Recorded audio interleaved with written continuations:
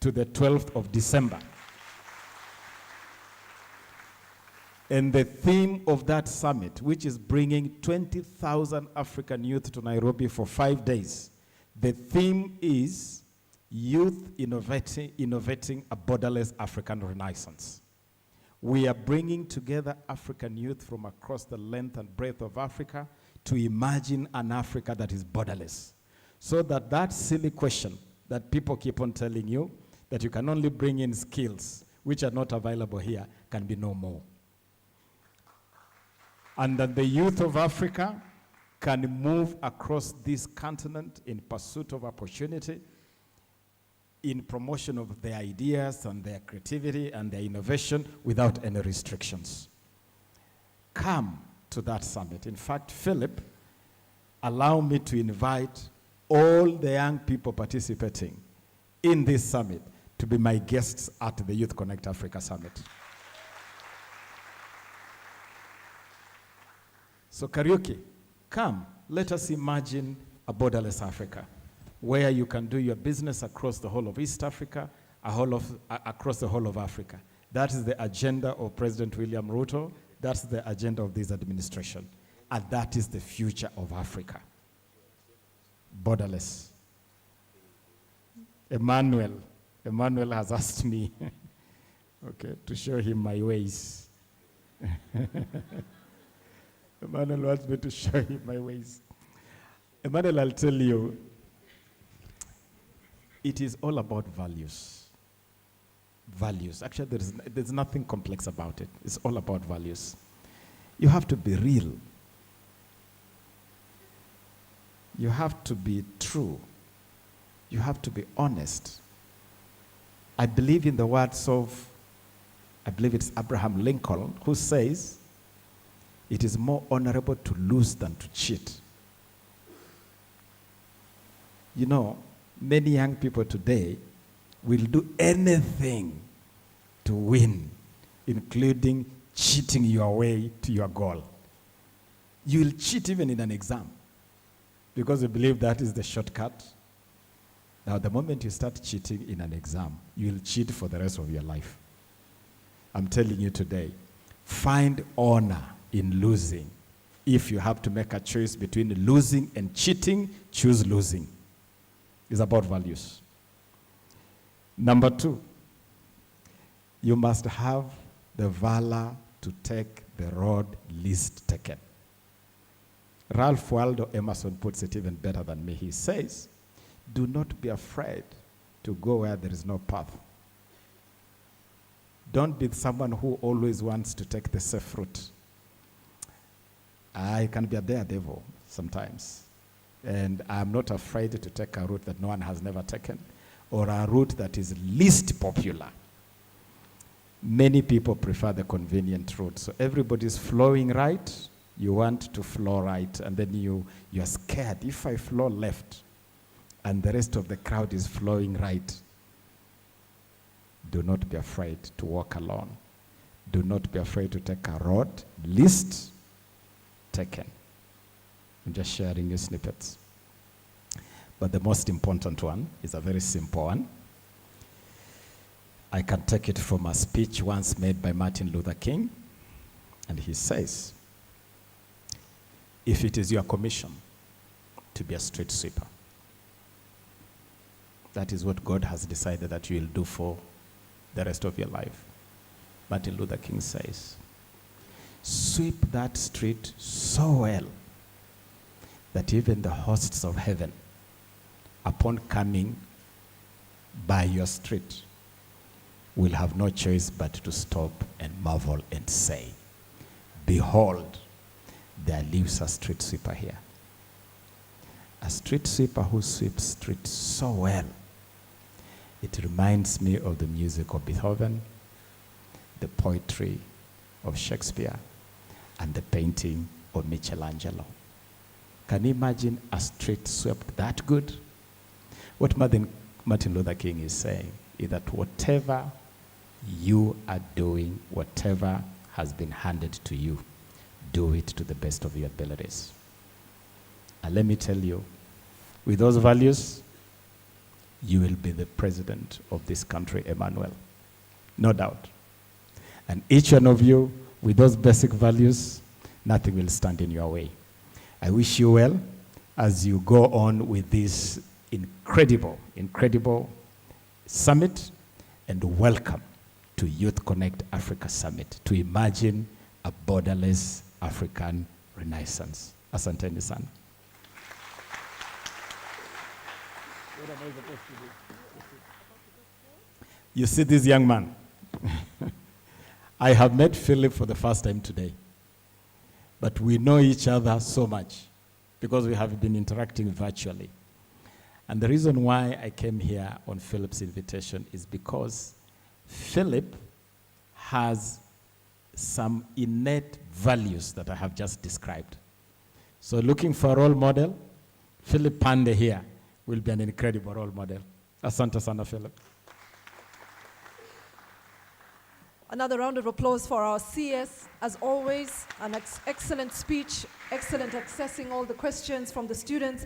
Now, CCA would like to hand over to you, Your Excellency, the East African Youth Employability Policy Brief, which we hope you will fashion into your ministry. If we could ask the other panelists to join. And while this is happening, you have dancers from this university, the Isukuti dancers, who will also be celebrating as we go along. A round of applause, please, for this.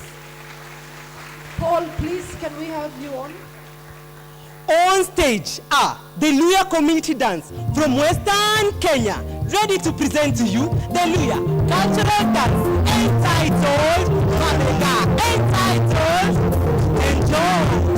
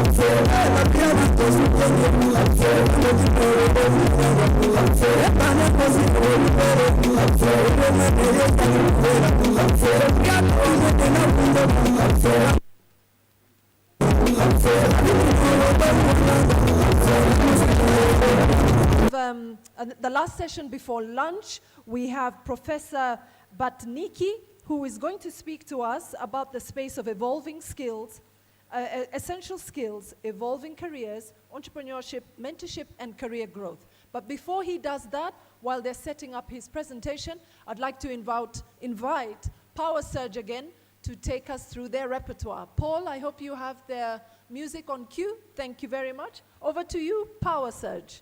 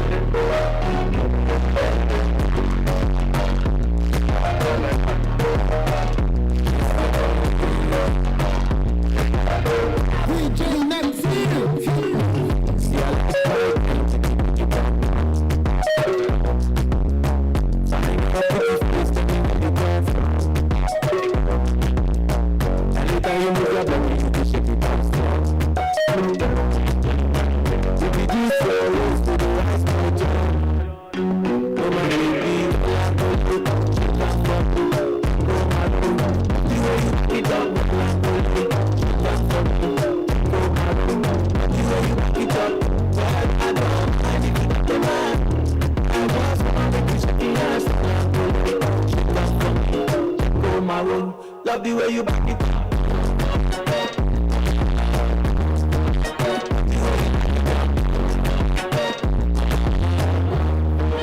Love the way you back it up.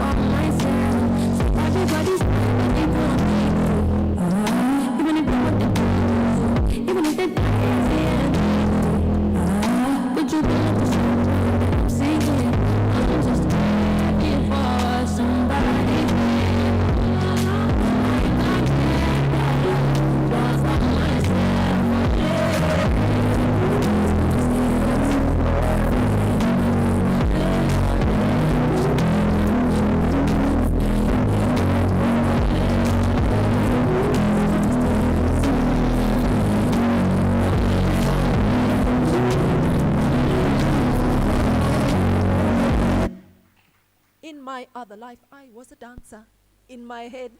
Thank you very much, Power Surge. Was that okay? The speech by the CS, the DG, TDB. I'm wondering how you're sitting on your seats and somebody just offered 100 jobs. I would have been out there, I would have known Madame Gala, I would have secured a job. I'm just saying. And of course, we had Professor Koros. So now we have the privilege of the last speech. It's about 15 minutes by Professor Dr. Bernard Batinik. He is the head of Department for Work, Organization, and Media Psychology at the Johannes Kepler University in Linz in Austria. This presentation will be about 10 minutes, after which we will go into a lunch break. Ladies and gentlemen, please acknowledge and applause to Professor. Karibu, Professor. Thank you. How can I click further? The slides. How can I proceed? One slide after another. You'll have to tell me. Yeah. No, everything is okay. So hello, welcome to everyone. I'm just waiting for my slides. So.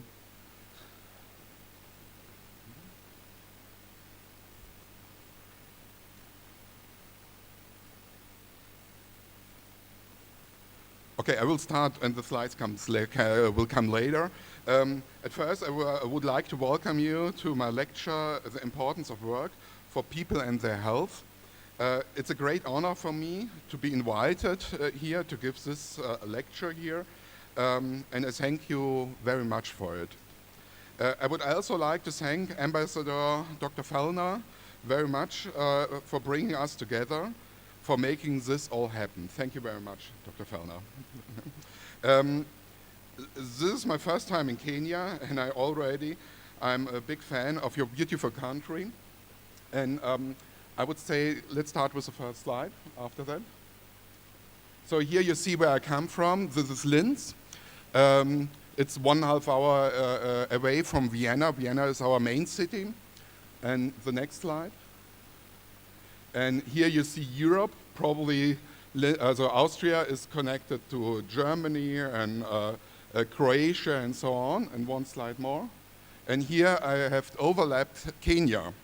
And what you see is that Kenya is much bigger than Austria. It's probably the same like Austria, Czech Republic, Germany, Luxembourg, and some small countries together. So, and also from the inhabitants, you are a few times bigger than Austria is. We've got something around 9 million inhabitants. You've got something around 50 million.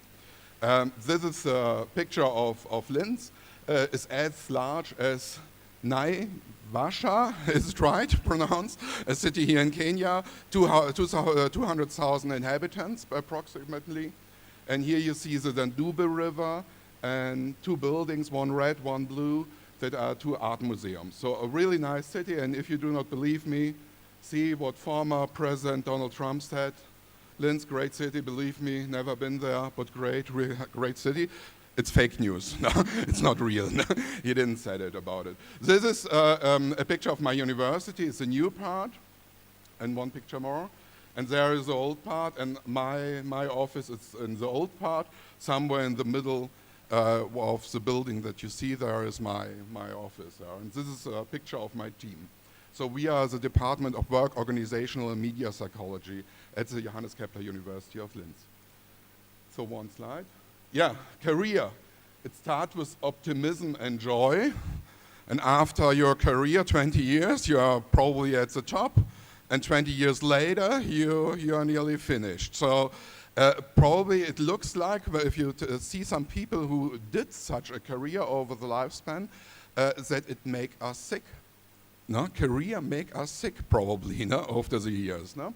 And if you Google the question, is your job making you sick? And you see what articles in newspapers are about this topic. And then, please, go ahead. You find 35,000 Google hits, and one more. And you see, my job makes me feel like I never be good enough. Is your boss you're making you sick? Home office makes you sick. Everything nearly makes you sick. And I found one thing, Miyengo in Kenya is the most dangerous job. So I found this. So it makes you also sick, and it's dangerous. No? And here you see work is dangerous. Yeah. So the prevalence of individual health compliance, and this is a study conducted in Germany by a health insurance company. It's very interesting because of all persons who work, 1/3, so every third person said it has often or every time back pain, for example. Every third, 1, 2 back pain, 1, 2 back pain. Or that, yeah, one time back. And a lot of different other illness, like that the people cannot sleep very well and so on, are very, very often by people who work. One slide more. And if you ask them what makes you stressed at work, then there are a lot of different things what people said what makes them stressed. Noise, deadlines, too much work, constant sitting, it's too warm or too hot, it's dusty, dirty, lack of information, and so on. And if you see constant attention, concentration, 30% said, this is a problem for me every day in my work. So people informed us about a lot of different problems they have when they work with their health. And here, sickness level or sickness rate by level of education, we see people with a university, this statistic shows us how many of 100% are always sick. So, and you see that the level of education correlates with the sickness level of the person. So if you got a university degree, then you are most healthy in your job. If you got no degree or a lower degree, then your sickness level is much higher. So What we also saw in a study that is conducted in Germany, or was conducted in Germany, that mental illness, disease, and sickness in work, because the people have mental problems, raise up dramatically. So what we see here are a million days of people, the number of days on sick leave due to mental illness. In Germany, it was 2001, it was 33 million days that people left, and 10 years later, or 9 years later, it rise up to 53 million, or a little bit more than 53 million sickness days in Germany. And one of the most health problems are depressive disorders. And here I found a statistic where you can see the difference between parts of the world, and Africa is somewhere in the middle. So it's very comparable. I think it's not a European problem, it's a worldwide problem, what we have with mental illness and people who received mental illness at work, or have a problem with mental illness at work. Next slide. Here's a short description about a study we did about mental stress in the workplace, and we we tracked persons at work with fitness trackers. And one point what we measure was the heart rate of the person over the day. So we measured sleeping quality, how many steps per day they did, and so on, but also the heart rate. And on the next slide, we did it in 3 cities. It was Linz, Salzburg, and Vienna. And the red one is Linz. And what you see at the day when the people start to work, the heart rate went up, and when they stop working, it goes down. And one interesting thing was, in Linz, it started something around 30 minutes before work that the heart rate went up. And one reason why it went up, the heart rate, and this is an indicator for stress, that people got stressed earlier in Linz, was that they built a bridge in Linz, and they had totally problems with transportation, so the transportation to work, and the people who worked get a higher heart rate, more stress in the morning. But then at work it stays very clear, very constant in all 3 cities, nearly at the same level. So we got one slide more. Yeah, so first recommendation, what should we do? It is better not to go to work. Work makes you ill. Yeah, pension for everyone. Now, that's one solution. So do not work. Work makes you sick, probably. Yeah, really? Yeah, no, not really, I think. For some of you who knows the literature, this, we called it in Austria kalter Kaffee, cold coffee. No, it's nothing new. No, that work makes people ill, we know it. And if you see the research about it, next slide, then typical psychology research is that we've got predictors, and that we predict with these variables some outcomes, like health. And we know this organizational predictors, like full-time or part-time employee, or so if you got a full-time or part-time job, how many working hours you've got, how many, if there was organizational change, if you receive job insecurity, and so on, predicts a lot of different things, a lot of outcomes. One outcome, for example, is physical health. One, it's job satisfaction, intention to leave, performance, mental health, of course, well-being, happiness, life satisfaction. And what you see here are only meta-analyses. So that are not single studies, they are studies who contain sometimes hundreds or a few hundred single studies in one big meta-analysis. So we know this connection very well. So we know that how your job is designed influence your health. But one point is very important, because I said before, stop working. One point is very important. The first one, that also unemployment lead to a lower health. So if the people are unemployed, they received also lower health or mental problems. So if they work, they get mental problems. If they do not work, they get also mental problems. So what to do with this?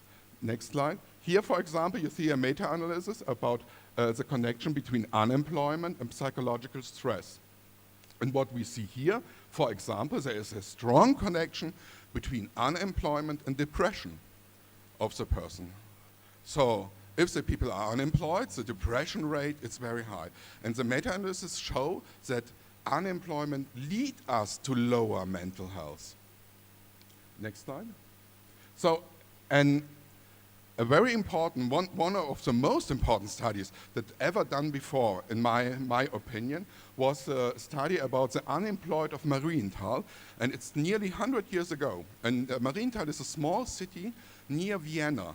And there, a few researchers, Paul Lazarsfeld and Maria Hoda, went there because in this small village, a fabric closed, and the people, the inhabitants, a lot of them, got from one day to another unemployed. And Maria Hoda, Paul Lazarsfeld, measured what happened with the people when they get unemployed and what happened with their families and so on. And why I think it's one of the most important empirical studies ever done before, there is a museum about the study. So if you're a researcher and you do a scientific research and they built 100 years after a museum about it, then you did something very well. And there is also a cinema film about this study carried out. And Maria Hoda, it's a picture of her, yeah? She said a few years later, and this is one of our key models, she said that if you lose work, also the question is what happens with you if you lose work? She said then you lose at first the manifest function, and this is money. So the main function, what everybody see, is money, and you lose it. You get much lower money if you do not have a job. But she said there are also 5 other things that you do not see directly, but that you are also losing. And these 5 other things are the latent functions, and latent functions are also very, very important. And these 5, go back please, these 5 latent functions are first, the opportunity to contribute to a higher collective purpose. The second one is status and recognition. The third one is having a social network, social contracts. The fourth is activation, to be active. And the fifth one is time structure. So on. And we built a questionnaire to measure these 5 latent functions and this one main, also manifest function at work. This is the questionnaire. So one slide more, please. Okay, and this is our basic model, and we said we think that a lot of different aspects of your working conditions, or here aspects of the employment situation, are connected to health. We already know this, but we think that it goes over the latent function and then to health. That means these aspects of the employment situation influence the latent functions of work, and the latent functions of work influence health. So the latent functions of work are the mediator of the combination between how your job situation is and how your health is. And about this question, so we did some studies. Here are a few publications we did about it. On the left side, you see aspects of employment situation. In the middle, you see meaning of work, or the latent benefits and the financial benefits. And on the right side, you see the outcomes. Mental health, well-being. We also tested job satisfaction and so on. And the idea is every time that it comes from the aspects of employment situation to the latent benefits to the outcome. And that would mean, if this is right, that you have to find jobs where you find at first a very good manifest function, of course, enough money, but you have also to take a look on the latent functions. And now I've got a few slides about our results in this case. So at first we did a representative study about the difference in latent functions between employed and unemployed persons. And we found a lot of difference. So people who are employed receive much more of these latent functions, much more status, much more social contracts, much more activity, much more recognition, much more time structure than people who are unemployed.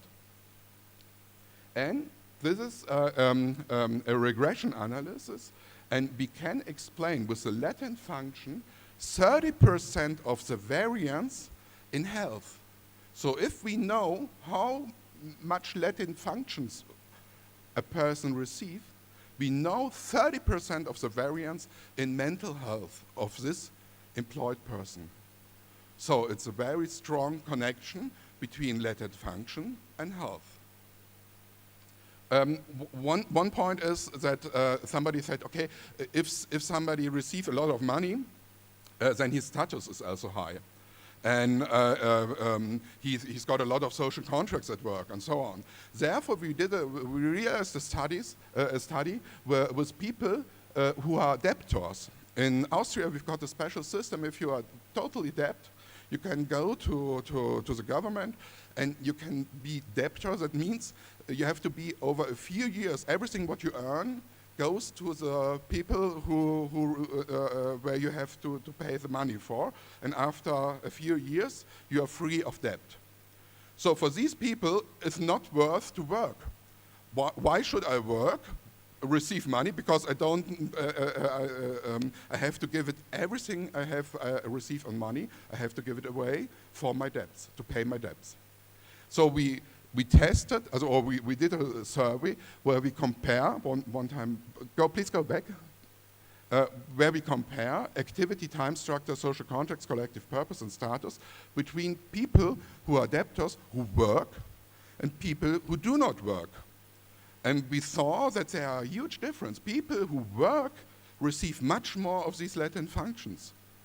So I do work, it's not for the money, it's for my status, it's for myself, it's for the community I do it. And this results in higher latent functions and also in a higher well-being, in a higher mental health. Next slide. This is a little bit complicated. We did another study, a 4-wave study, where we tested persons, and 6 months later we tested them again and again and again. And we tried to figure out if our latent functions can predict health in the future, and it was possible with this study.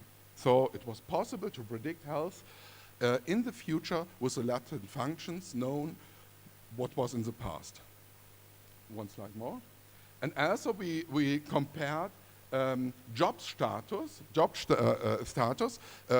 and job status means white collar, blue collar worker. And we know that white collar workers have higher scores in mental health than blue collar worker. And we could describe, or could explain in our study that this went over the latent functions of work. So white collar worker had higher latent function, more access to the latent functions, and therefore a higher scores in mental health. One last study, and it's a big one. It's called PASS study with 10,000 participants. It was conducted with the Institute of Labor Research at Nuremberg, Germany. And one slide more. And nearly 9,300 respondents took part in this study, and we tested also in this study the latent functions of work. And what you see here is about the latent functions, 6, and the last one is the manifest function. And go back, please. And what you see here are different status of jobs. And what we see here, it's difficult to see because it's very small, sorry for it. What you can see here is that if you are unemployed or if you are retired, you have low levels in latent functions of work. But if you got a mini job, already your latent functions went up. Even a mini job is, with a mini job, is it possible to increase your latent functions of work? Next slide. We go over this, one more, please. So, discussion and implication. Yehuda's lamp model is still relevant in the 21st century, labor markets, and the importance of work for people is very high. Work provides financial benefits, of course. This is the manifest functions, but it fulfills also these 5 latent functions for the persons. So if you want to find a job for your career, for the future, then try to find a job where you get at first, of course, the financial benefits, but on second, where you get also a high collective purpose, where you get good social contracts, where you get status, activity, and where you get time structure. These latent functions are very important for your health, and find a job with high scores in these latent functions. Thank you very much for your attention.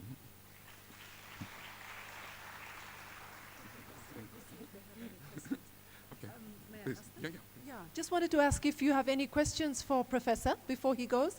Okay, I have a mic here, so unless you're coming down to get it, please do. Any other questions for Prof?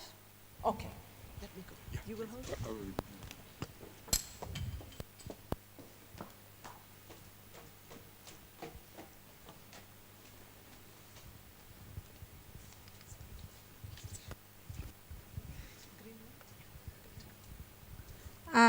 Good afternoon, everyone. Thank you, Prof. My name is Milka Oirimo from KCA University, and want to ask on behalf of our students, because I've seen rising issues to do with mental cases with our students, but the background being from the parent side. As you have shown, those effects about, for example, I've lost a job, but I'm a parent, but the replication is on the student's performance. To the students now, and from your advice, what are some of the best practices that we can borrow so that when we realize our parents have lost, for example, we still stay in that right track and that our performance is going to be high or as per our dreams. My next question is about Kenya currently, and you'll all witness with me. In our education sector, there's a wave, and we have to dive in it. There's a lot of changes that are coming in relation to technology, and that means our curricula has to change in terms of our delivery, in terms of how we now mentor our students to incorporate these in our dreams, as I said earlier. Now the change aspect. I know there exist so many models that we teach even in our classes, but the change is onto the staff, is onto the student, and the world is changing at a rapid change. What are the best practices to connect with these two so that the stress levels do not affect the faculty, and then our students are also in that stress environment? Well, thank you. Thank you very much for this question. Thank you very much. One point is that this change, we also have it in Austria, the same. Technology is rising up. We've got a lot of discussions in my university how to deal with AI, for example, with people, students who cheat. No, I heard before, cheating is a problem. Cheating is in Austria also a problem. The people write with AI homework and give it to us, how we deal with this. No, so and it's got very complicated. We've got different ideas. So I started for one point. I started one course and I told the students, please use AI for your homework. So let's see how far this will bring you. But I said I will test you at the end. So, but try it. No. So this is one idea. The second point you mentioned how we deal with the stress that the students receive. And one point, what was my experience was, do not lower the goals.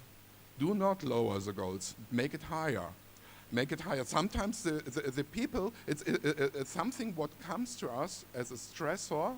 We can change it to a high goal, to something where we do much more effort.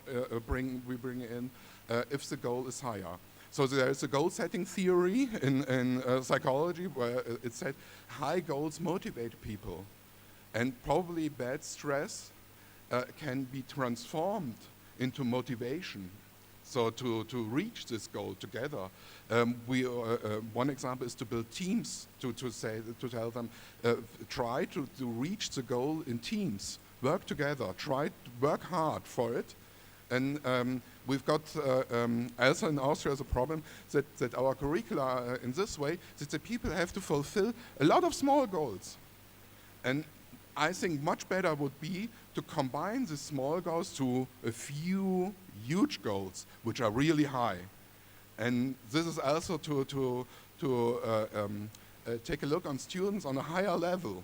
No? So that's to tell them you can reach this. For example, we did about work psychology course, and I told them, let's write a book together.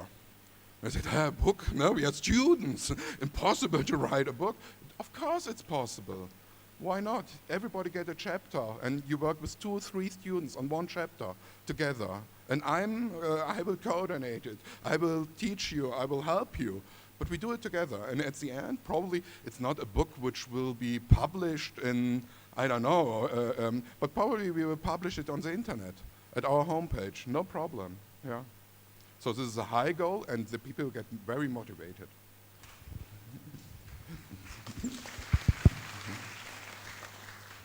Good afternoon, Professor. My name is Nyol Majak. I'm a student of economics at the Catholic University. My question is, you have talked about finding a job of financial benefits. Yeah. For instance, that if I am going to find a job of financial benefits, but that job does not encourage my career development, which way do you recommend for me to go? Thank you. From my personal perspective, I think that you have to find a job where your basic financial needs are fulfilled, of course. No? If you have a family, you have to earn enough for your children, wife, house, and so on. That's the basic. But the other point is not to think, if I get more money, I will change my job, or there I will get a little bit more, or let's go to another city, probably I will earn there more. I think very important, like I said before, are these latent benefits, for example, as status. To have a job where I'm responsible for something, where people respect that what I do, me and that what I do. No? Or where I have social contracts. That means I have colleagues and I can believe in them and they can believe also in me. No? And I talked with a friend, he is a professor, and he's told me, yeah, I get another appointment in, I don't know, Hamburg, 600 kilometers away. And yeah, at this appointment I earn a little bit more money. And I said to him, is it worth this little bit money? And therefore to go to another city, to lose everything what you have established here at the university, I wouldn't go. Not only for the money. Probably if the status is higher, if the responsibility is higher, that would be a decision with my family then I would move. But not only for the financial benefits. Thank you.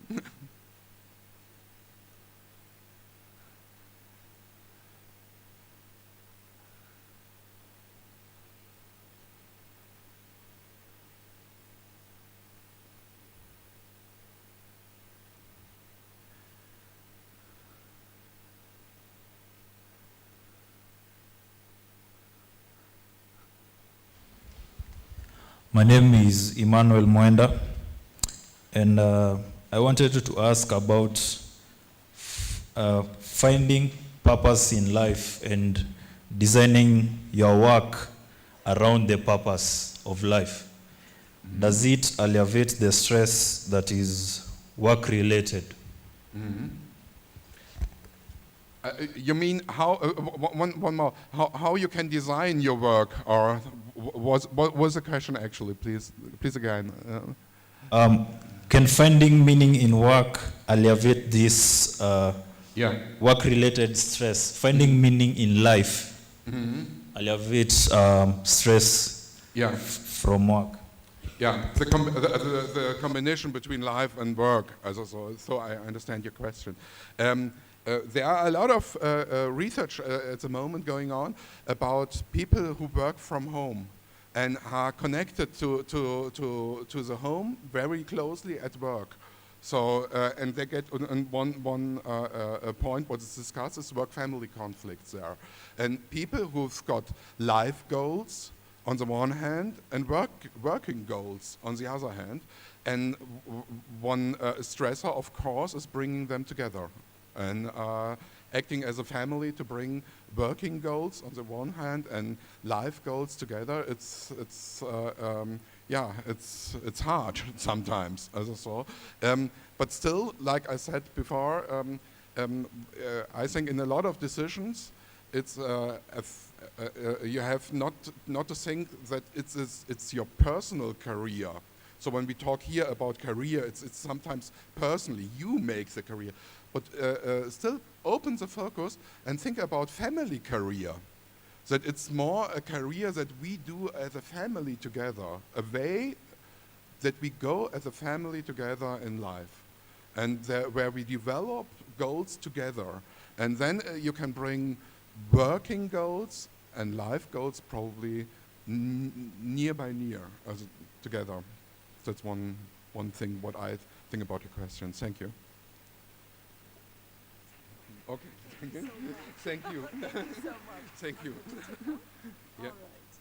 Thank you very much, Professor. We've really appreciated your conversation with us, the data, the statistics, and more importantly, welcome to Kenya. You said it's your first time. Karibu sana. Can we give him a Kenyan round of applause? Welcome, welcome, welcome. And we hope to see you again and again and again. Yeah, it's the first time, but hopefully not the last time. No way, no way. Karibu, Prof. Thank you. All right, I can ask you. So, ladies, gentlemen, students, students who are also ladies and gentlemen, it's lunchtime. And, okay. Lunch is for the next hour. We'll reconvene at 2:15. It's now 1:15. And the speakers, our dignitaries are being asked to go into the room, the building next door, which is the cafeteria, and upstairs. And all the rest of our guests are on ground floor. And Kweyu students, apparently you know what to do. Do you? I'm thinking you know what to do. And the session in the afternoon starts at 2:15. It's an important one. It talks about mental health. This is a space that you don't want to ignore. Even if you don't have mental health issues, somebody you know could have, you're just more prepared as you leave college, whilst on college, and as you join the workspace. So we'll see you again at 2:15. Thank you. Paul, back to you. Thank you.